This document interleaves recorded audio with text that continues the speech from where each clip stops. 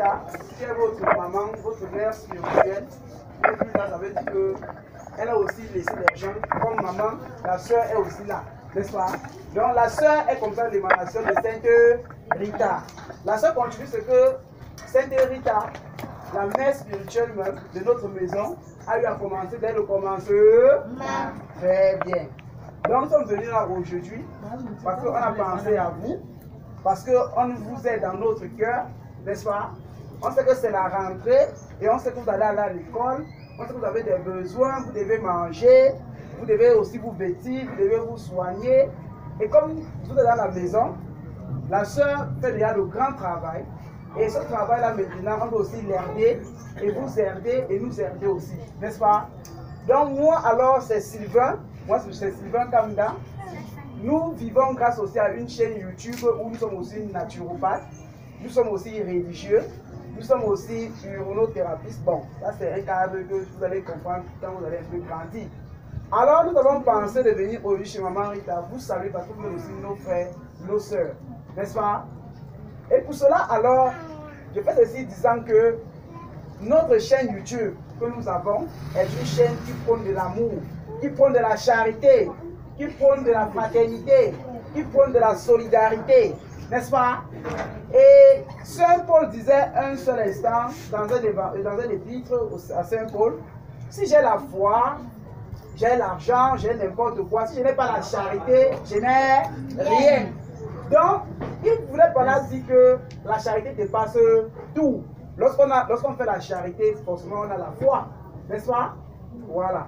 Et cette charité-là, c'est quoi? C'est qu'ensemble, nous-mêmes, la sœur, comme moi, comme nos frères et sœurs que nous sommes là aujourd'hui, nous ne pouvons rien faire ensemble seuls, n'est-ce pas?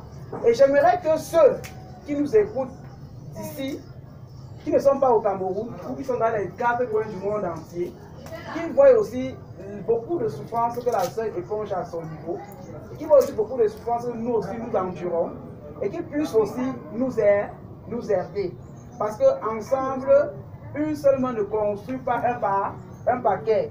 2 mains doivent construire un paquet. Donc, que ça soit n'importe quoi, que 1 euro ou 1 franc que quelqu'un peut avoir, qu'il soit n'importe où, qu'il vienne et qu'il donne au moins à la maison de maman Sainte Rita.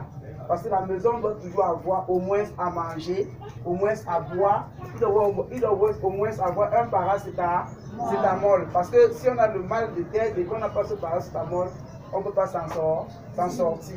Et pour cela, c'est un travail que le Seigneur Jésus-Christ a eu à commencer. Et nous sommes là juste pour continuer son œuvre, n'est-ce pas? Donc, nous ne sommes pas venus avec grandes choses. On est venu là, hier nous sommes passés ici, vous étiez à l'école, j'ai posé avec la sœur. La sœur m'a dit vraiment les besoins dont vous avez ici. Malheureusement, peut-être, nous sommes venus avec juste un peu de quoi manger.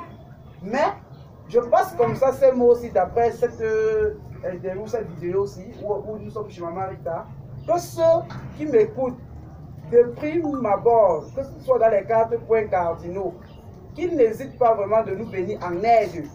Venir en aide veut dire que ce soit à l'un de vous qui vous êtes là, c'est toujours le Seigneur qu'on aide.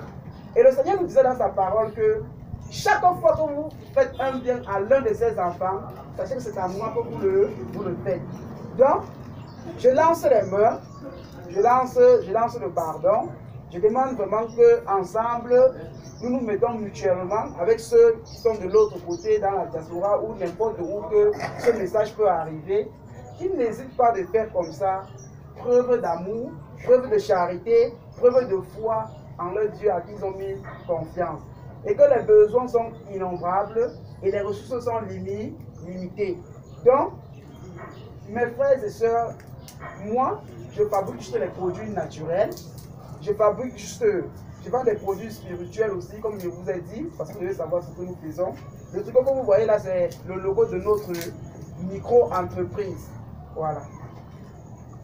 Voilà. Ok. C'est le logo de notre micro-entreprise.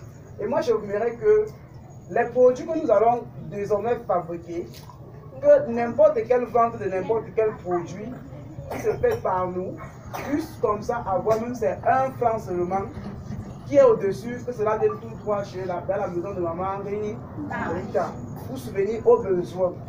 Et je vous demande aussi beaucoup, mes frères et sœurs, de prier pour des milliers de personnes qui sont abonnées à notre chaîne YouTube et dans les différents autres réseaux, que grâce à eux, Dieu puisse les donner vraiment au centuple, leur bénir, et faire de telle sorte qu'ils puissent comme ça avoir assez pour donner aussi un peu chez nous autres pour qu'on soutienne la maman de ma Marie Rita.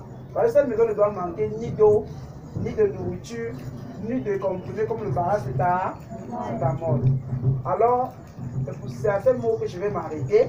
Et je vais donner maintenant aussi la parole à la sœur pour que la sœur essaye en quelques mots de dire aussi ses pressentiments, ce qu'elle en a besoin et que en direct d'ici, elle demande ce qui est bien pour la maison, ce qui est bien pour vous et pour nous autres aussi.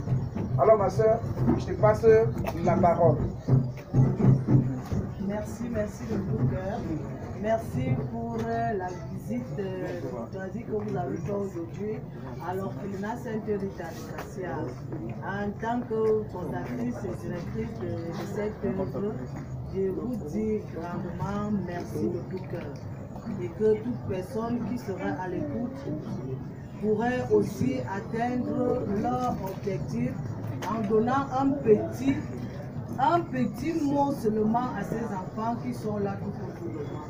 Sincèrement, nous sommes mamans, on a toujours besoin d'une personne, on a toujours besoin de quelqu'un, de venir quelque part pour nous aider.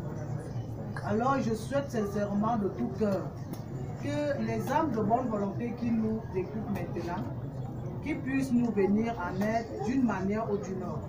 Surtout pendant ces rentrées scolaires, je tiens vraiment à supplier, à demander, chacun est libre même de passer dans les différents établissements.